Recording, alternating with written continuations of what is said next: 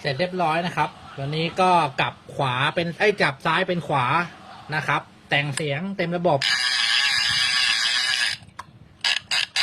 ทำการคลายนะครับเบรก